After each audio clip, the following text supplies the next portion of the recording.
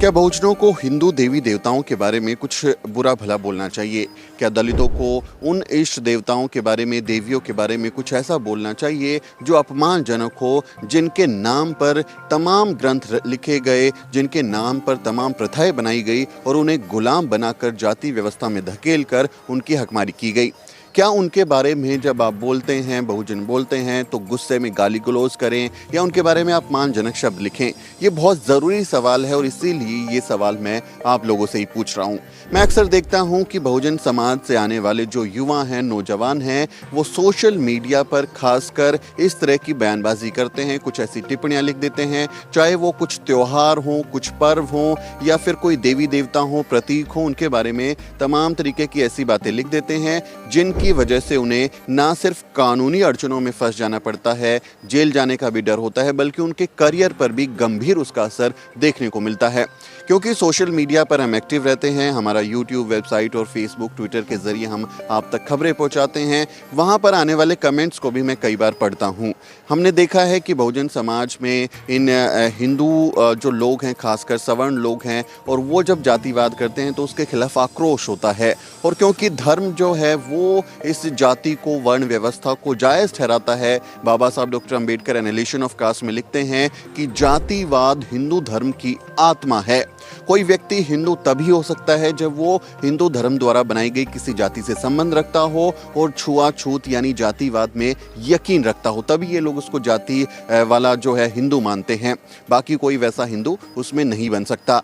तो एक गुस्सा है, एक आक्रोश है, सदियों के सताए हुए लोग हैं, गुलाम बनाए हुए लोग हैं, गुस्सा आना स्वाभाविक है। इतनी अन्याय, उत्पीड़न की खबरें आती हैं कि हम कई बार बहुत आक्रोशित हो जाते हैं और उसमें हम कुछ ऐसी बातें भी बोल देते हैं जिसकी वजह से हमें ना सिर्फ कानूनी अड़चनों में पड़ना पड़ता है, बल्कि उसके आसपास रहने वाले लोगों के साथ मारपीट, हिंसा या फिर कई तरह की अपराध भी सामने हमने देखे हैं, जो आए हैं। इसलिए हमें थोड़ा सावधान रहने की ज़रूरत है। इसी पर मैं ये बात कर रहा हूँ आपसे।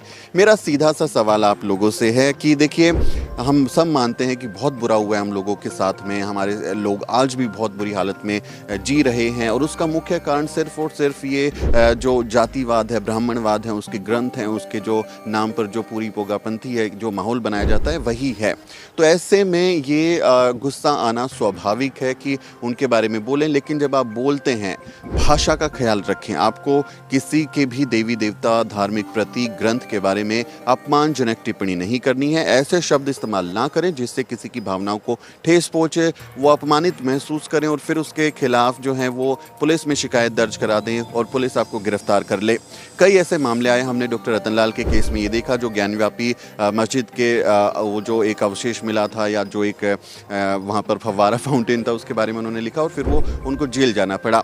डॉक्टर रतनलाल के समर्थन में हम सब लोग आए, रात भर प्रदर्शन हुआ, अगले दिन प्रदर्शन हुआ। उनके पास वकीलों की एक पूरी टीम थी। हम यहाँ दिल्ली आसपास के जो लोग हैं उनका समर्थन था और उन्हें जो है 24 घंटे के अंदर ही जमानत मिल गई। लेकिन क्या ऐसी व्यवस्था, ऐसे लोग, समर्थन, मजबूत लीगल टीम गांव देहात में रहने वाले किसी व्यक्ति के पास है, जो गांव खेड़े में कहीं रहता है, कहीं मोहल्ले में रहता है, कहीं दूर दराज के इलाके में रहता है? क्या उसके पास लीगल एडवाइस देने के लिए कोई व्यक्ति है? क्या उसके पास कोई ऐसा व्यक्ति है जो उसको FIR फॉर्म करने में मदद कर सके, लिखने में? पुलिस में अगर वो जाता है तो क्या उसकी शिकायत सुनी जाएगी? उसके खिलाफ अगर कोई शिकायत करता है तो मुमकिन है कि स्वजातीय लोग, उसकी जाति के लोग FIR भी दर्ज कर दे, गिरफ्तारी भी कर दे। और आप देखते हैं योगी के राज में, बीजेपी के शासित राज्यों में तो किस तरह से बुलडोजर की कार्रवाई हो रही है, चुन चुनकर बुलडोजर जो हैं वो चलाए जा रहे हैं। तो ऐसे में जो लोग इस तरह की बातें लिखते हैं, उन्हें कानूनी अड़चनों का सामना करना पड़ सकता है, मुश्किल में पड़ सकते हैं, क्योंकि आपके पास उस तरह का सपोर्ट नहीं है, आपके पास वैसी लीगल टीम नहीं है, आपके पास वैसे समर्थन नहीं है। आपके लिए शायद कोई हैशटैग ना चलाएं, क्योंकि आपको शायद कोई जान भी नहीं रहा होगा। हो सकता है आप और मैं एक दूसरे को नहीं जानते हों, बहुत सारे आपके फॉलोवर्स नहीं हैं, तो आप दूर तक शायद अपनी बात ना पहुंचा पाएं, और आपके लिए कोई हैशटैग भी ना चलाए, आपके लिए कोई कैंपेन भी ना चलाए, आपके लिए कोई दिल्ली के जंतर मंतर पर प्रदर्शन भी आयोजित ना करे, आपको कोई लीगल एडवाइस भी ना दे। इसलिए मेरी आप लोगों से रिक्वेस्ट है कि आप इस तरह से प्रतीकों पर, धर्म पर, इन तमाम मामलों पर टिप्पणी करने से बचें। कोशिश करें कि आप उनके बारे में जो बातें लिखते हैं उसकी भाषा सही हो, अपमानित करने वाली ना हो, गैर कानूनी या असंवैधानिक भाषा, गैर संसदीय भाषा ना हो, उसका आपको ख्याल रखना है। नंबर 2, अगर किसी देवी देवता के बारे में, किसी धार्मिक ग्रंथ के बारे में, प्रतीक के बारे में आप कोई बात बोलते हैं तो उस बात को अपने ज़रिए ना बोल के आप जो हैं अपने महापुरुष और महामहिलाओं के जो वाक्य हैं, उनकी जो टिप्पणियां हैं, जो उन्होंने अपने किताबों में अपनी लेखनी के ज़रिए जो विचार रखे हैं, वहाँ से आप उस विचार को उठाइए, उसको कोट कर दीजिए, पेज नंबर लगा दीजिए, किताब का नाम बता दीजिए। बाबा साहब डॉक्टर अम्बेडकर की तमाम किताबें जो हैं भारत सरकार ने छापी हैं, राष्ट्रपिता ज्योतिबा फूले की गुलामगिरी आप पढ़िए, वो तमाम इन पोगापंथियों की ब्राह्मणवाद की बखिया उधेड़ कर रख देते हैं, वो महाराष्ट्र सरकार ने छापी है। सरकार किताब छाप रही है, हमने वहाँ से एक टिप्पणी ली, बाबा साहब डॉक्टर अम्बेडकर जो बोल रहे हैं। अब मैं ये बोलूँ कि अगर जातिवाद हिंदू धर्म की आत्मा है, हो सकता है इससे किसी की धार्मिक भावनाओं को ठेस पहुँच जाए, वो बोलेगा कि इससे तो मेरी भावनाएं को आहत हो गया, ये मेरे धर्म को बदनाम करने वाली चीज़ है, मेरे लोगों के बारे में ये इस तरह की बातें बोल रहे हैं, मेरे धर्म के बारे में ऐसी टिप्पणी है, हो सकता है वो मेरे खिलाफ शिकायत दर्ज करा दे। लेकिन जब लीगल उसका मामला आएगा, कोर्ट में हम जाएंगे, उसमें हमें अगर लीगल आंसर देना है तो हम बाबा साहब डॉक्टर अम्बेडकर की एनिलिशन ऑफ कास्ट का पेज नंबर बताएंगे और ये बताएंगे कि कैसे भारत सरकार ने इसको छापा है और सरकारी किताब है, ये बैन नहीं है, हम बाबा साहब डॉक्टर अम्बेडकर की बात बोल रहे हैं। हम गुलामगिरी से कोई कोट ले सकते हैं, ज्योतिबा फूले जो धर्म के बारे में बोलते हैं, पाखंड के बारे में बोलते हैं, ब्राह्मणवाद के बारे में बोलते हैं, हम उनकी कोट को वहाँ पर पेज नंबर के साथ रेफरेंस में दे सकते हैं कि हमें ये अपनी बात उनके ज़रिए कहनी है। आप पेरियार को पढ़िए, वो मान्यवर साहब जो हैं पेरियार, इतना शानदार उनका काम है, धर्म पर खुलेआम उन्होंने धर्म को चुनौतियाँ दी हैं और उनके ज़माने की आपको याद होंगे किससे, वो सूअर का जनेऊ संस्कार उन्होंने कराया था, सूअर को जनेऊ पहनाया था, तमाम तरीके की बातें वो लिखते हैं, मूर्तियों को तोड़ते हैं। आप उनकी वाणी को कोट कर दीजिए, उनके जो विचार हैं, जो लिखा है वहाँ से उठाइए, किताब से रेफरेंस के साथ लगाइए कि ये देखिए ये बात हमारे पेरियार साहब ने कही है। ऐसे आप तमाम देखेंगे, कबीर को कोट कीजिए, रैदास को कोट कीजिए, संत गाडगे को कोट कीजिए। ये जो लोग हैं, जो इनकी विचार है, माता रमाई हैं, माता सावित्री बाई हैं, फातिमा शेख है, तमाम हमारे पास इतनी बड़ी विरासत है और अब तो धीरे धीरे उन पर काम भी हो रहा है, रिसर्च हो रहे हैं, जयपाल सिंह मुंडा पे PhD हो रही है, तो बहुत सारे लोग काम भी कर रहे हैं। उनके किताबें पढ़िए, इसलिए हम बार बार कहते हैं आपको पढ़ना चाहिए, किताबें पढ़िए, आपका ज्ञान वृद्धि होगी, भावनाओं में आक्रोश में आके आप इस तरह की गलती नहीं करेंगे और वहाँ से कोट उठाइए और उसको लगा दीजिए ताकि लोगों को ये बात क्लियर हो जाए। अगर आपके खिलाफ FIR भी दर्ज होती है, लीगल भी कोई बात आती है, तो हम सीधा बोलेंगे जाइए भारत सरकार के खिलाफ केस कीजिए, उन्होंने किताब छापी है, आप भारत सरकार की छापी हुई किताब पर कैसे सवाल उठा सकते हैं। उसमें एक लीगल पॉइंट आपका सेफ हो जाता है, इसलिए आपको एट्रीब्यूट करना होगा, आपको बताना होगा कि कौन सी किताब के किस पेज नंबर से मैं ये बात कह रहा हूँ और किन की हवाले से आपको उसमें एट्रीब्यूट करना होगा। बाबा साहब डॉक्टर अम्बेडकर, पेरियार जी या फिर राष्ट्रपिता ज्योतिबा फूले या जिस भी विचारक की आप बात बोलें उसको आप कोट कर दीजिए, तो इससे आपको एक लीगल पॉइंट पे बढ़त मिल जाएगी। दूसरी चीज़ इसमें आपको क्या करनी है कि आप को हर चीज़ पे नहीं बोलना है, खासकर धार्मिक मसलों पर बोलने से आपको बचना होगा।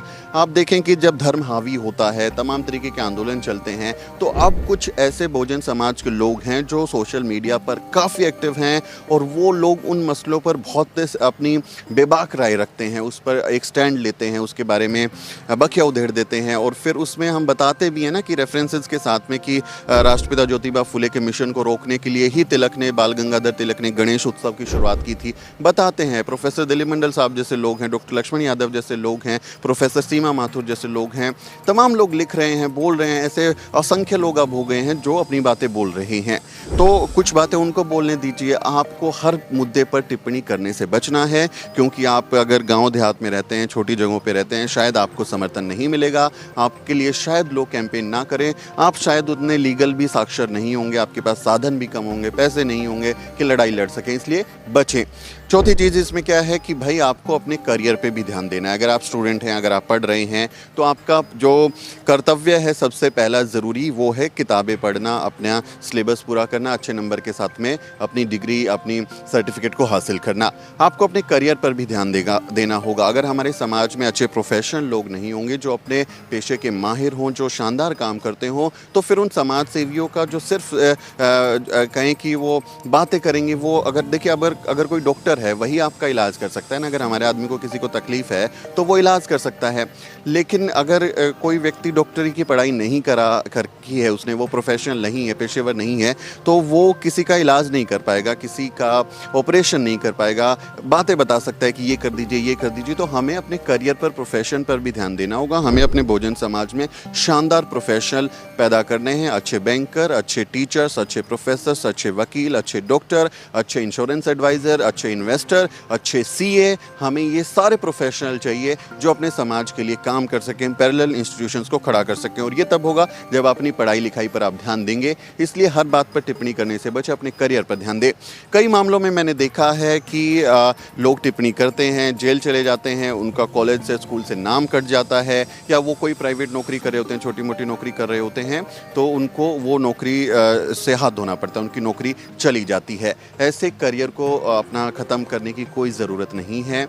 ध्यान रखें, शांति रखें, संयम रखें, जो ज़रूरी बातें हैं वो बोलें, भाषा का ख्याल रखें, लीगल चीज़ों का ध्यान रखें। गैर कानूनी तरीके से उसमें पचड़े में पड़ेंगे, आपको मुसीबत होगी, आपके परिवार को मुसीबत होगी, और फिर हो सकता है कि शायद हर कोई आदमी आपके साथ ना खड़ा हो। कुछ इन्फ्लुएंसर्स हैं, कुछ बड़े बौद्धिक वर्ग के लोग हैं जिनको लोग जानते हैं, उनके समर्थन में लोग आ जाते हैं। लेकिन मेरी चिंता आपके लिए है, मेरे भाई बहन, छोटे भाई बहनों के लिए है, जो कहीं दूर दराज के इलाकों में हैं, भावनाओं में हैं। हमें पता है हम बहुत पीड़ा में रहे हैं, हमें पता है आज भी हमारे लोगों के साथ बहुत बुरा हो रहा है, हमें पता है कि वो सिर्फ और सिर्फ इस पोगापंथी धर्म और ब्राह्मणवाद के कारण हो रहा है, उसके प्रतीकों के कारण हो रहा है। आज भी हमारे लोग गुलाम बने हुए हैं, मंदिरों की दौड़ लगा रहे हैं। लेकिन हमें भारत के संविधान को याद रखना है। आर्टिकल 25 सबको अंतःकरण की, आस्था की आज़ादी देता, अपना धर्म पालन करने की आज़ादी देता है। जब हम कहते हैं कि बाबा साहब डॉक्टर अम्बेडकर ने संविधान लिखा, तो उन्होंने ही आर्टिकल 25 दिया है, हमें सम्मान करना होगा। दूसरा, आप अपने लोगों को प्यार से समझाएं, ध्यान रखें, भाषा का ख्याल रखें, और सोशल मीडिया पर